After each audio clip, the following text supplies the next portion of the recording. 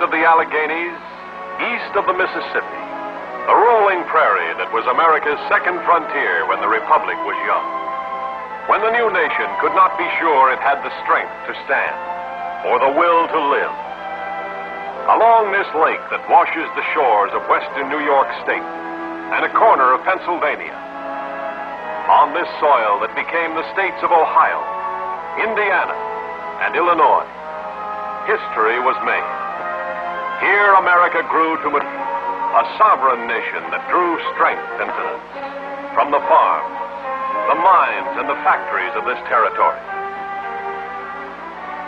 From Buffalo to Chicago, from Cleveland to St. Louis and Peoria, and such cities as Ashtabula, Erie, Massillon, Fort Wayne, Indianapolis, Zanesville, Kokomo, place names that spell America, as dyed-in-the-wool Yankee as corn on the cob, the World Series, and the hoedown square dance on Saturday night.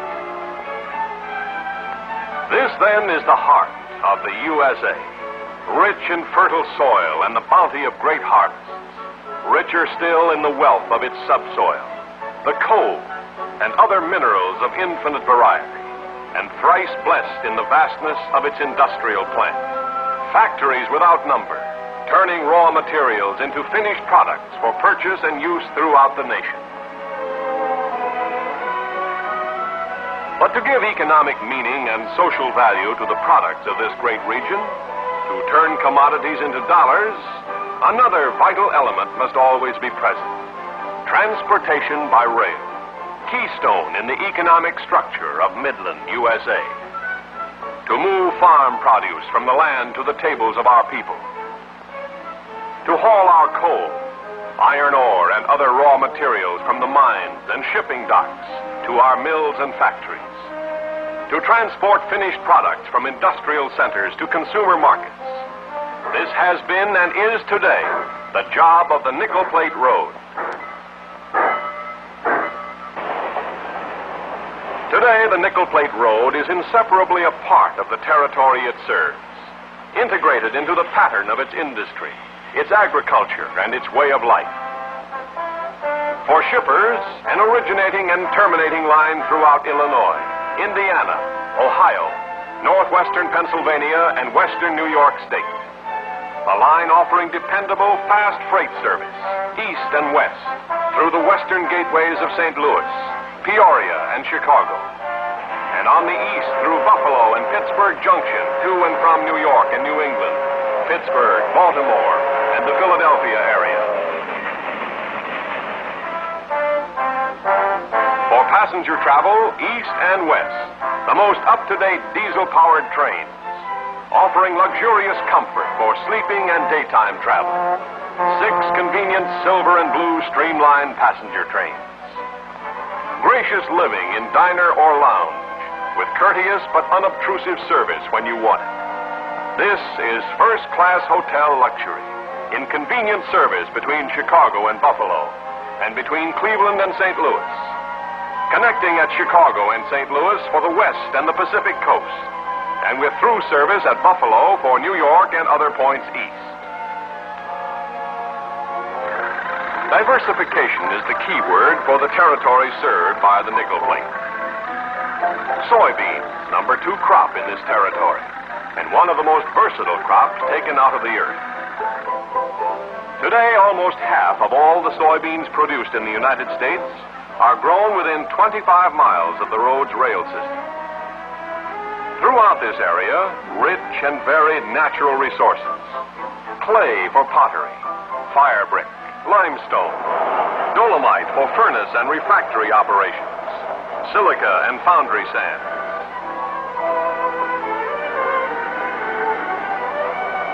Coal, number 1 subsoil product in the Nickel Plate territory. From the mines of southeastern Ohio, more than 7 million tons a year. Nickel Plate coal moves principally to Ohio, Michigan, and Canadian markets for industrial and domestic use. A considerable tonnage also moves to the company's coal dock at Huron, Ohio, for transshipment up the Great Lakes. Here Here, a modern electrically operated car dumper loads coal into lake vessels at the rate of a train load each hour. In recent years, millions of dollars have been spent to enlarge the road's coal car fleet and to modernize dock facilities for the handling of waterborne traffic at Huron. The nickel plate ore docks at Huron, servicing freighters from Duluth and other Great Lakes ore shipping centers. Immediately on arrival, any time during the day or night, nickel plate Hewlett ore unloaders go to work. Each bucket handles 17 tons at every bite, unloading a large ship in a few hours. Within a surprisingly short time, that ore has been way-billed, assembled into trains, and is on its way to iron and steel plants in Ohio, West Virginia, and Pennsylvania. The nickel plate territory, forming a pattern of industrial enterprise unmatched in any other sector of the country for the value and variety of its products. Iron ore and coal, manufactured iron and steel, agricultural implements, household appliances, machinery and tools, metal stamping, glass and chemical products, paints, varnishes, paper products, livestock, meat packing, food products, and a wide range of farm and dairy products. All these products and many more from the farms, the mines, and the factories make up the highly diversified traffic of the nickel plate road. Products that are picked up at the country stations, the towns, and the big cities, and hustled to the nearest division points to be consolidated into high-speed through trains for delivery to the consumer markets of the nation, over a system developed for fast, dependable transportation, operating on round-the-clock schedules, moving freight swiftly, safely, economically, in any and all kinds of weather.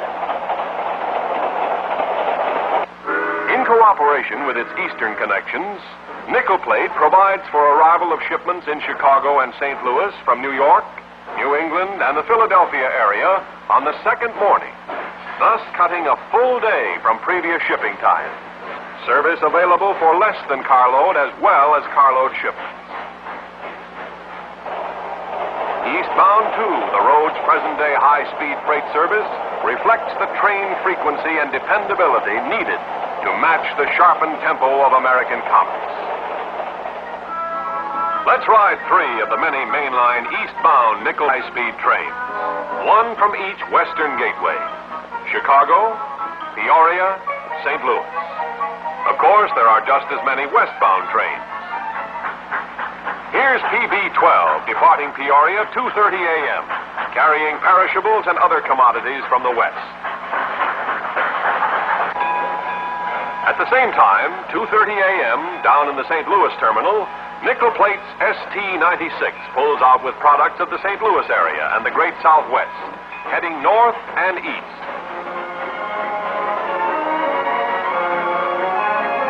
Rolling now at high speed, through the night, clear track ahead on main line to Frankfort.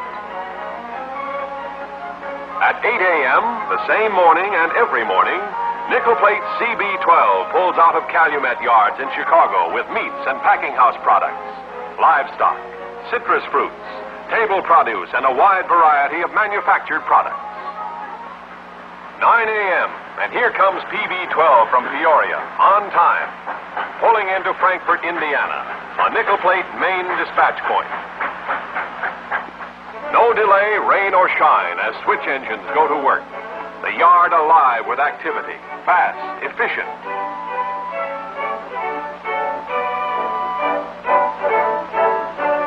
9:45 a.m. and ST-96 in on time from St. Louis.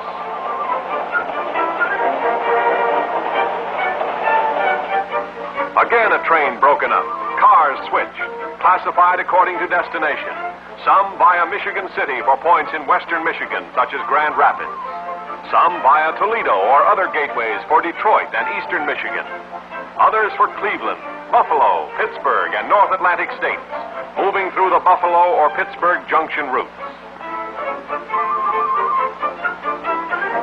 Caboose coupled on.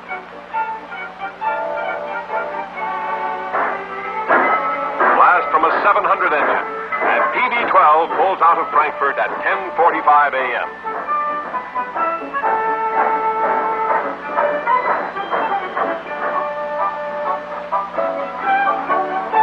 ST-96 from St. Louis continues to move its traffic through for Toledo and beyond.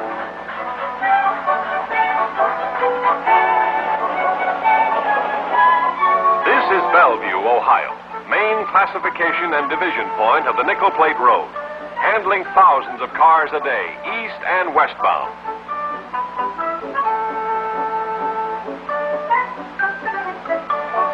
CB-12 from Chicago, rolling into Bellevue at 5:35 p.m. And again, switch engines and yard men go to work. Not a minute wasted, not a detail overlooked. Precision machine efficiency in speed and economy of movement.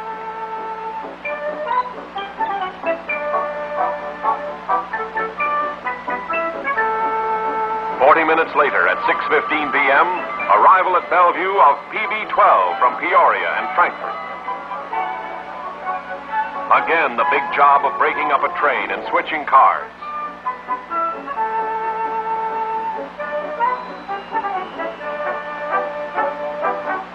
Again, train reassembling. And 1 hour after arrival at Bellevue, each train is ready to move eastward again.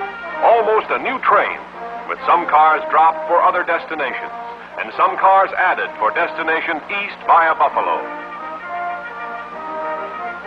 CB-12 and PB-12 are on their way to Buffalo. Rolling through the night via Lorain, Cleveland, Painesville, Ashtabula, Conneaut, Erie, Dunkirk, Buffalo. Two trains almost together.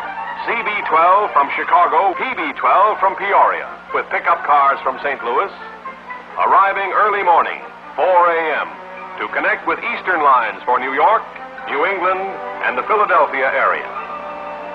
Time en route from Chicago to Buffalo, distance 508 miles, time 19 hours. From Peoria to Buffalo, distance 647 miles, time 24 and a half hours. From St. Louis to Buffalo, distance 709 miles, time 24 and a half hours. How is such a standard of high-speed freight service attained and maintained? By teamwork and keeping in step with the times. Teamwork among nickel platers, teamwork with shippers, and teamwork with connecting railroads. And of great importance, a comprehensive program of improvement involving expenditure of millions of dollars every year for roadway, bridges, yards, and terminal improvements. Radio installation in locomotives and cabooses and all kinds of mechanical devices. Widespread installation of centralized traffic control. All of these and other improvements result in the cutting down of time in transit and the expediting of high-speed freight and passenger service.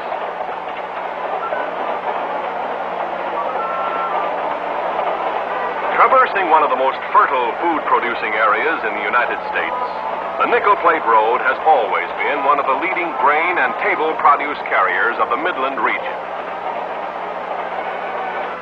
In Cleveland, a notable landmark of the Midland food belt, the Northern Ohio Food Terminal, served exclusively by nickel plate, a yard with a capacity for hundreds of cars, acres of steel, brick, and concrete buildings, including huge cold storage facilities. All these comprise an immense trade project that serves as terminal and clearinghouse for 95% of the food supply of the Cleveland metropolitan area. The Niagara Frontier Food Terminal, with comparable facilities, serves the Buffalo metropolitan area, with loading platforms and buildings for hundreds of wholesale grocers and dealers in produce, butter, eggs, and poultry, servicing more than 95% of the population. Nickel Plate strives constantly to reduce freight loss and damage claims. Continuous personnel training in careful handling of freight is part of the program. This emphasis on safe packaging, loading, and stowing even reaches into the shipper's plant to make sure freight is properly handled from assembly lines to consumers. Lading inspection is made available without cost throughout the nickel plate area. Serving as a clearinghouse for facts and figures about every city, town, and village on the nickel plate system, the Industrial Development Department has been a vital force in the expanding economy of the region. Specialized research and surveys of every kind, photographs and maps of available industrial sites, easy-to-read charts on population trends, climate, public utilities, labor, soil analysis, educational facilities, family life. A complete, many-sided picture of life and work in every community. A job of trend and fact-finding undertaken as a public service. Railroads continue to be an important part of American business, touching the lives of every man, woman, and child. But there is also a marked human side to modern railroading, best expressed in terms of occupational pride and community citizenship. A good railroader is a good citizen of the town he lives in. A good railroad is a good citizen of the region it serves. Nickel Plate has a quiet pride in the civic and business relations it has established with the cities, towns, and villages that line its tracks. Modern railroading is a business built on public contacts. The Nickel Plate Railroad maintains such contacts through its traffic offices in 44 cities throughout the United States. 44 offices staffed by nickel plate traffic experts who provide courteous and efficient service to the shipping and traveling public. Every time we help a shipper, every time we help a passenger, every time we punch a ticket, every time we handle a shipment, every time we serve a meal, public impressions are formed of us as railroaders. Good, bad, or indifferent. 17,000 nickel platers know this, collectively and individually. They know it means loss or gain of the public's respect, on which depends the prosperity of the company as an operating railroad, and their own security as nickel platers. For today, as always, good public relations means good business. We have had a glimpse of the territory served by the Nickel Plate Road. It is a land good to have been born in, good to come to plant family roots, to establish and develop industry and commerce. This has been the story of that land, Midland USA, in terms of the work it does and the life it leads. A part of that story, small or large, but we believe a significant part, has been and will continue to be the Nickel Plate story.